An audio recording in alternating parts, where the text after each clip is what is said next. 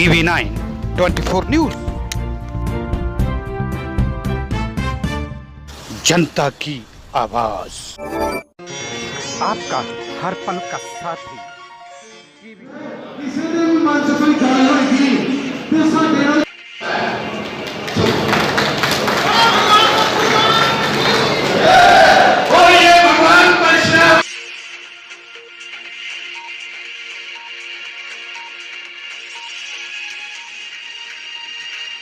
दिनेश शर्मा, आज हम एक ऐसी तपोस्थली पर इस वक्त खड़े हैं जहां पर आज भी भगवान श्री परशुराम के घोड़ों के पैरों की आहट साक्षात सुनने को मिलती है। जी हां, इस वक्त फगवाड़ा के भगवान परशुराम घाटी धाम में आज पंजाब ब्राह्मण महासभा की पंचायत चल रही है। उस पंचायत में आप हमारे कैमरे के माध्यम से देख रहे हैं कि इस वक्त पंजाब के कई जिलों के ब्राह्मण हमारे साथ मौजूद हैं, जिनमें मैडम मोनिका जी जो आज के आयोजक हैं इस महापंचायत के, उसके साथ साथ अमित शर्मा जी आयोजक हैं, और उसके साथ जितने भी ब्राह्मण लोग हैं वो सभी इस महापंचायत के आयोजक हैं। आज TV9 24 न्यूज़ इनसे बात करेगा और ब्राह्मणों को आज के जो सनातन का प्रमुख पहला स्तंभ ब्रह्म मतलब ब्राह्मण, उनको आ रही आज की समाज के बीच में समस्याएं, चाहे सरकारें हों ब्राह्मणों को पीछे, चाहे पंजाब हो, देश हो, प्रदेश हो, कोई भी हो, लेकिन जो दर्जा जहां जिसको मिलना चाहिए वो नहीं मिलता। इसलिए आज इनसे बात करेंगे कि आज आपने सन 2023 में और 21 मई आज ब्राह्मण महापंचायत का जो आज आयोजन किया है, कैसा लग रहा है और इस आयोजन की क्या आवश्यकता पड़ी? आपने देखा जैसे आधी बातों का जवाब दे चुके हो कि ब्राह्मणों को टारगेट किया जाता है हर जगह, और कोई भी किसी भी वर्ण का मामला हो पर ब्राह्मणों के ही लिए अपशब्द बोले जाते हैं। हम अपने लोगों को पहले भी बोलते आए थे कि भी ब्राह्मणों के अगर ब्राह्मण आपस में एक होंगे तभी वो सभी वर्णों को एक करेंगे। जब ब्राह्मण ही खंडित है तो बाकी कैसे एक होंगे? इसलिए जतिन शर्मा ब्राह्मण फाउंडेशन की तरफ से और अपना हरेश जी होनी हो गए, है ना, मोनिका शर्मा जी हो गए, और हमारे वीरपल जी हैं साथ, है ना, प्रदीप मेनन जी हैं, सभी के सहयोग से एक बैठक रखी गई। उस बैठक में प्रदीप मेनन जी भी हमारे बीच आ चुके हैं। उस वो बैठक रखी गई। उस बैठक में हमने एक मैसेज देने की कोशिश की है ब्राह्मणों को कि आप इकट्ठे हो जाओ, बिना किसी लालच के, बिना किसी मतलब के। जब हम लोग दिल खोल के एक दूसरे के साथ इकट्ठे होकर खड़ेंगे तभी कहीं ब्राह्मणों का भला होगा। हम ये चाह रहे हैं कि इतनी सरकारें 10 साल में आई गई, 10 सालों में 100 तरह के वादे किए, ब्राह्मण परशुराम जी की जो चेयर थी वो साबित नहीं हुई, स्थापित नहीं की गई, ठीक है। इतना कुछ होने के बावजूद आज ब्राह्मण तो फिर टूटा हुआ है। इसलिए आज ज़रूरत पड़ गई। आज बच्चों ने, छोटे भाइयों ने जो पहल की थी वो आप देख ही रहे हो कि एक भव्य रूप ले चुकी है।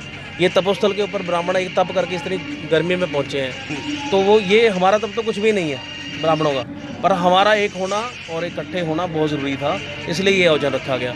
इसमें हम कुछ मेन एजेंडे जो हैं वो लिखती तौर पर भी देने वाले हैं। आप एक ऐसे स्थल पर आए हैं, पहले कितनी बार आए? जी, मैं जब ये महापंचायत की बैठक रखी गई तभी मैं फर्स्ट टाइम आई। ये तपोस्थली ऐतिहासिक इतिहास गवाह है, और इतिहास के पन्नों में ये मिलता है कि रेणुका जी के पुत्र परशुराम, उनकी ये तपोस्थली, तपस्थल आज भी घोड़ों की आट लोग सुनते हैं और कहते हैं, जो यहाँ के निवासी हैं और यहाँ क्षेत्रीय निवासी नहीं, बहुत सारे लोग। आप यहाँ आए, आपने आयोजन किया, ब्राह्मण को इकट्ठा करने की कोशिश की, संदेश क्या रहेगा ब्राह्मणों को? मेरा ब्राह्मणों को यही संदेश है कि अपने मन मुटाव, अगर आप में किसी में मन मुटाव है, गिले शिकवे हैं, उनको भुला दीजिए, क्योंकि हम गिले शिकवे मन मुटाव में ही रहे तब भी आज तक हम एक मंच पर इकट्ठे ही नहीं हो पाए। सब में गलतियाँ होती हैं, मेरे में होंगी, आप में होंगी, लेकिन अब ये वक्त है अपने मन मुटाव को एक साइड रखने का। ब्राह्मण पंचायत की बैठक में सभी आए, इसके बाद महापंचायत भी की जाएगी और वहाँ पर भारी मात्रा में ब्राह्मण इकट्ठे करेंगे, क्योंकि जब तक ब्राह्मण एक मंच पे नहीं आएगा तो सरकारों तक हमारी आवाज़ नहीं पहुँचेगी। सरकारें हमारे तक आएंगी, हम सरकार तक नहीं जाएंगे। जैसे आपने देखा कि कई अन्य जो हमारे सनातन के लोग हैं, अलग अलग जब भी कोई संकट आता है तो पंचायतें की जाती है। और हमारी तो परंपरा रही है सतयुग, द्वापर और त्रेता में कि यदा यदा ही धर्मस्य ग्लानिर्भवति भारता, जब जब भी धर्म पर संकट आया तो 88,000 ऋषि मुनियों की परंपरा। लेकिन आज ब्राह्मण कहाँ चला गया, क्यों चला गया, क्या कहना चाहोगे भैया? कैसे ब्राह्मण को इकट्ठा करोगे? पहले तो जी ब्राह्मण को मजबूत किया जाएगा, क्योंकि जब सारे ब्राह्मण इकट्ठे होंगे तो सरकार पर दबाव आएगा।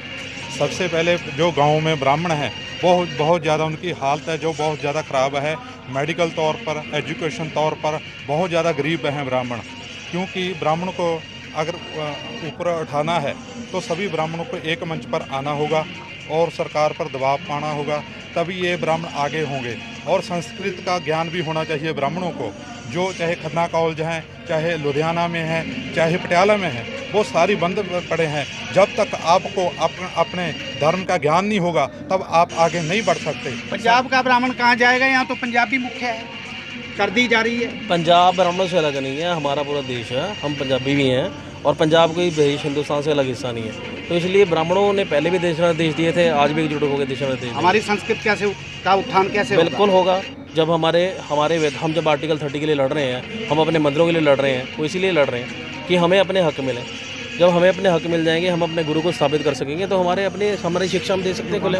किसी ब्राह्मण परिवार पर संकट आ जाता है तो ब्राह्मण पंचायत और ब्राह्मण लोगों को क्या करना चाहिए उसके साथ? सब मिलकर उनकी मदद करेंगे। और वैसे भी ये ब्राह्मण फाउंडेशन है और हम लोग कोविड के दौरान फेसबुक पे सारा कुछ आप देख सकते हैं, बिना कहे हम ब्राह्मणों के परिवार तक पहुंचते भी हैं, उनकी बच्चों की फीस भी देते हैं और उनको घर पे राशन और बीमारी में भी जो खर्च आता है हम वो भी देते हैं। जी, ये थे हमारे साथ ब्राह्मण समाज, हमारे यूथ के छोटे भाई। हमारे नाम मुझे पता नहीं है, आप क्या कहना चाहोगे? मैं सर यही कहना चाहूँगा कि अभी भी समय है, अगर आज भी ब्राह्मण सभी इकट्ठा हो जाएं तो हम जैसे बच्चों के लिए जो हमारा भविष्य है वो आगे उज्जवल हो जाएगा। सब कुछ हमें मिल सकता है, सिर्फ और सिर्फ एकता चाहिए। इसी पे मैं एक बात कहूँगा कि मच जाना चाहिए अब सब तरफ ब्राह्मणवाद का शोर, आओ सब एक कदम बढ़ाएं ब्राह्मण एकता की ओर। जय भगवान। ये थे हमारे साथ ब्राह्मण समाज के अग्रणीय लोग, जिनका कहना है कि ब्राह्मण को एक होना होगा और एक होने के साथ साथ जो है तभी ब्राह्मण जो धर्म है, ब्राह्मण जो जाति है, उसका उत्थान होगा। फगवाड़ा से TV9 24 न्यूज़ के लिए दिनेश शर्मा। क्या हुआ, काम रुका है क्या? विदेश यात्रा में परेशानी आ रही है तो दिए गए नंबर पर करो संपर्क।